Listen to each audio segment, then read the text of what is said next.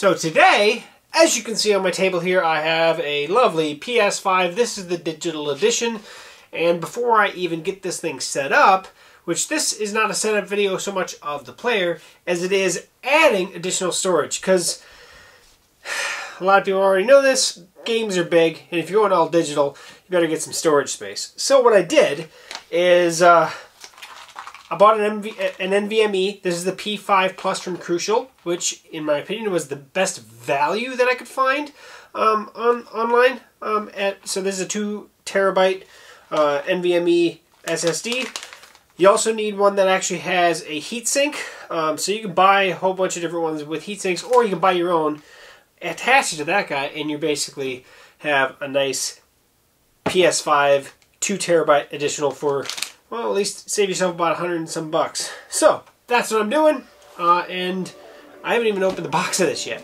And to be honest about it, I haven't done a whole lot of research on this yet. But that said, let's get into it.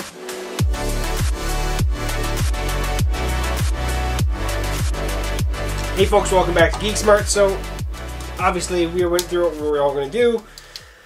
First thing you need to do is get the PS5 out. Now I haven't even opened this box yet, so I haven't even seen this thing yet. I was planning on possibly getting a PS5 last year because I had a PS4 and a PS4 Pro and loved those. And then sold those and went to an Xbox, and now I'm glad actually to be back in the PlayStation system. So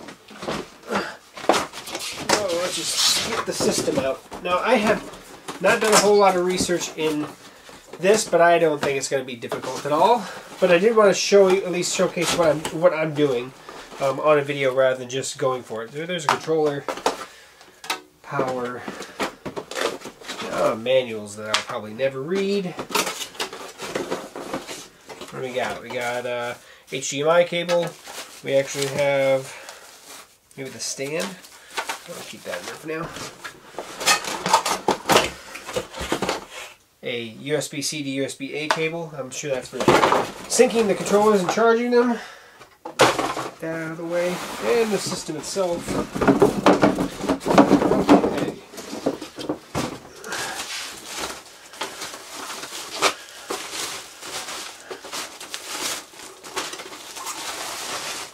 Hey, there we go.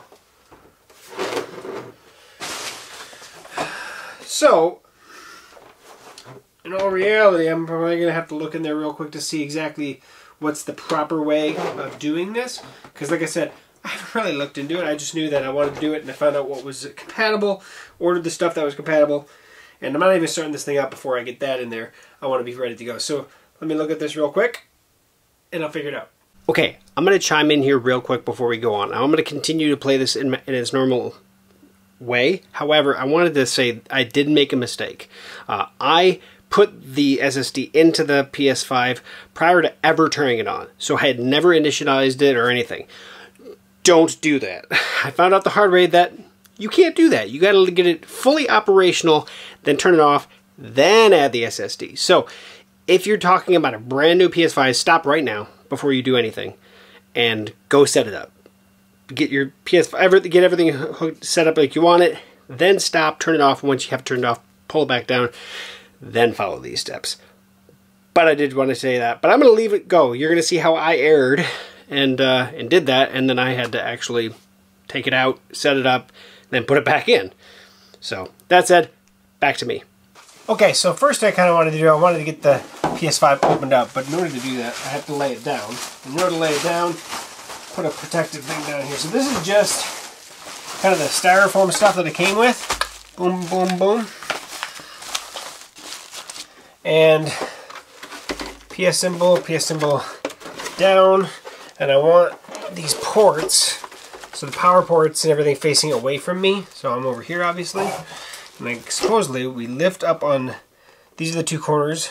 The corners that are sloping down. You lift up here, and we're going to slide it that way. Well, that was stupid easy. Okay. Alright, so that's what we needed to get to right there. Set that down there. Looks like a number 1 screwdriver hole there. Let's see what we got here. Get the right size. Now, before you touch any of this stuff in here, you want to make sure that you don't have any static on you. So if you have a metal object, which I do right here, that's grounded, just get everything off of your body so you're not carrying any static electricity. And we're taking out this one screw right here on this thing, and it's a nice long screw. We're going to take that, put it off to the side. Same thing with this cover, and there we are. Now, I'll get a closer view here in a second once we get the NVMe ready to go. That's where it goes. There's the screw and washer, or spacer, I guess. It's already down in here. So these are the pieces that we're going to use to actually attach it to the system. We're good to go here. I just wanted to get that done because that was the one item that I wasn't 100% certain on what to do and how to do it. So, that said, let's get... This is the Crucial P5 Plus, which looks like that popped open. Alright, awesome. I bought this on Amazon because the price was fantastic. Now it looks like several other places have it at the same price that it was. I got it for 200 bucks. I think it was 200 bucks. Or maybe it's 300 bucks. Sorry, 300 bucks. P5 Plus. So this is the P5 Plus. This is the faster. This is the 2 terabyte, the M2 2280. All right. Yep, 2000 gigabyte. So you can see that there. I'm going to keep this set here for now. Now let's get out. The big thing is you can't just stick that in there. We have to have a heatsink on this guy, and Crucial doesn't offer that with a heatsink included. Now most other ones that you can find about 2 terabytes, you're talking 100 to 150 bucks more or more to get one that actually has a heatsink already installed. So in this case, I bought this guy. Now I'll put links down below. This heatsink costs like 12 bucks. And it was actually a really highly recommended one. So it comes with a whole bunch of stuff. Maybe I should zoom in. So you can see that it has, there we go. This is the, oh geez, I'm sorry. So you can see it has, there's the bottom shell and the upper shell. Basically it sandwiches in between those two. That's what we're going to get that Crucial memory on there. It does come with the actual pads for the thermal pads, essentially. They go on both the top and the bottom. Does come with the screws to put the system together, as well as a small little screwdriver for you. And I don't know if that's a second top, or maybe it's a different top depending on the system, what you have, or maybe yeah, maybe it's sandwiches. Yeah, that's right. This one has the rubber bands that sandwiches it before you do everything else. So I got all those parts there. Looks like it has some wipes too to remove dirt off the actual NVMe. And that should be everything, other than I don't see any instructions on how they recommend to do it. So, shooting from the dark, that's fine. I'll figure it out. Alright, let me get things sorted here and then we'll go from there. Okay, so I did find the instructions on Amazon, essentially, which, whatever, it's fine. It's where I exactly bought it. But basically what we have is we have a way to do it with rubber bands, which is the rubber way of doing it, which I'm not going to do. I'm doing the actual mounted with screws, the heatsink with screws, which is these two pieces here. That seems like that's going to be just for that. And then we have our thermal pieces here. So what we have to do, and I guess I'm a little high on where I'm doing the video. So we have this rubber pad, we have a couple thermal covers here. And then we actually have, so we're going to start with the bottom piece. And the first thing we're going to do is we're going to actually stick this silicone pad. There is a sticky part here. We're going to stick this to the piece there. Let's see here. Boy, it takes a second to get that clear plastic off of it. And you don't want to cover up that moon shape up there. We want to make sure we don't cover any of that. So we're going to look like that. So we're not covering any of that. We're all the way to the end. So we're good. That's the silicone piece there. After that, they're saying place, after we do want to clean the SSD, which we do have a wet wipe and a dry wipe. So let's take the wet wipe here real quick to get the excess dirt off, which shouldn't have any. It just came out of the package, but we're going to make sure. And this is both top. I wonder if you should almost remove this sticker, because this sticker is not going to do anything good for our thermal conductivity. And then I'm going to get out the dry wipe just to go over it real quick. It shouldn't be too wet at all because I didn't do too much, but at the same time, let's just make sure that all the alcohol is wiped off. So place the on the thermosilicone pad, make sure that you line these circular, so that, again, that half moon screw is going to line up with that half moon screw. We're going to set it in like that. Just like that. And it just sets in there. So it's lined up decently there.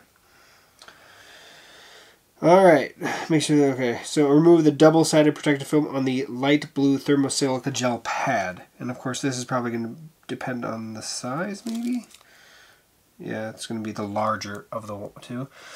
So there's 2 layers on each side of plastic film. And again, we're not going to cover that half moon. We're also not going to stretch this either. Okay, so we got that draped over there, not covering where the screw is going to go at all again. Place the heatsink on the silicone pad and line the screw holes. So essentially this guy here, the top one, again, half moon there. A little for this way, I think, with that, but okay with that. That looks pretty good, actually. So a nice sandwich there. And now we'll take the screws with the little screwdriver it comes with, and we're going to take the screws and just put them in. So, I mean, this is ridiculously easy, and they give you plenty of silicone, or plenty of thermal pads depending on the size of your unit. Then I'm just putting these screws in here, and so there's, you can see that there are 3 on each side, 1, 2, 3, and then if I flip it over, and I take one of these screws, I just set it in there, and there we go. And I'm going to tighten them all once we get them all in.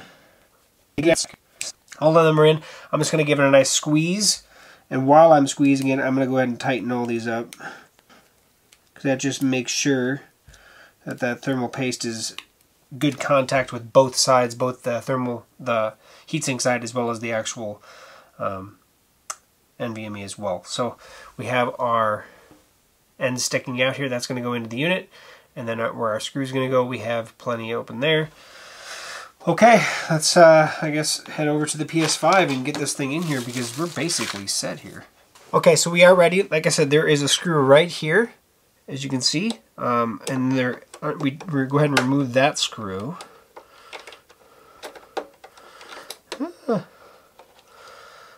All the way, come on. Okay, that screw is out, so I have that screw here. I'll set that over here. And there is a spacer. Now that spacer is actually going to go depending on your NVMe. So you can see here, we're actually going to be in the next one up in the 80 slot. So I'm going to go ahead and take that spacer, move it up to the 80 slot. Now we're going to take this guy, just like you're doing laptop memory, basically kind of go at an angle. Go get it into the actual slot itself. Like that, and then we set her down, and that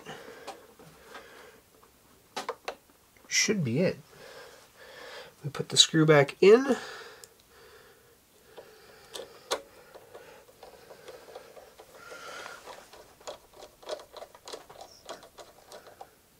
And we're not going to over tighten here. We're just sandwiching in there so it can't move. Looks good. Now we're going to take the cover that we took off earlier, place him back in here.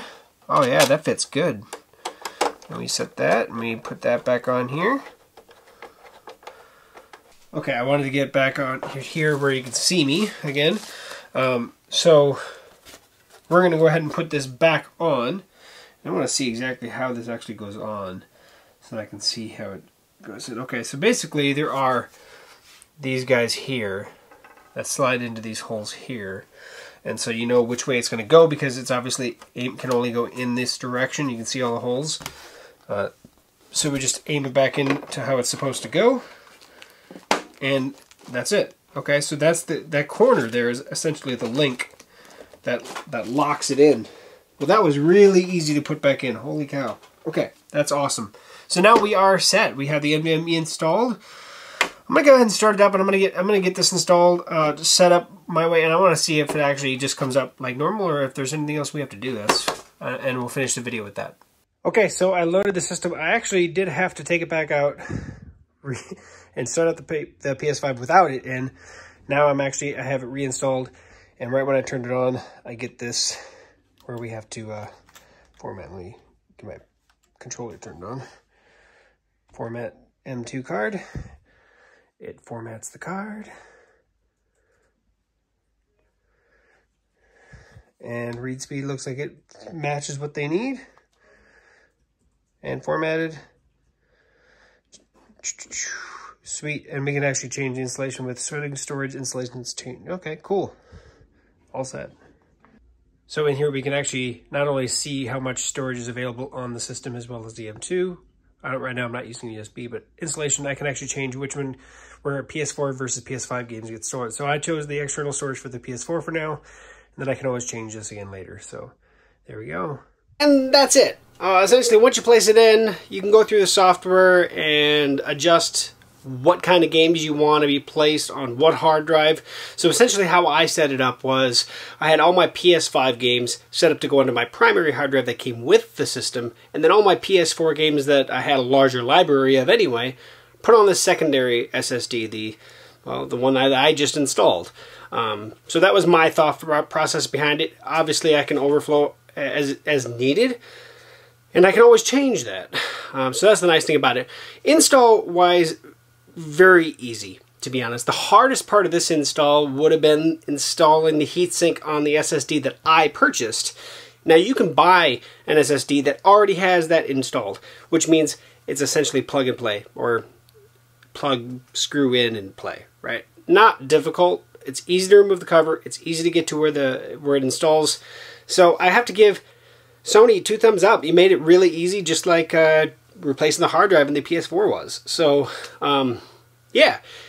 If you're looking at adding storage to your PS5, which, if you're doing a digital version like I did, or you're going to buy digital games for either version you purchased, this is an easy way to do it, and it's relatively simple. So, that said, guys, thanks for watching. Thanks for sticking to the end. Make sure you check us out here in 2022 on more videos here on GeekSmart. Thanks, and stay tuned for more videos. We'll see you soon.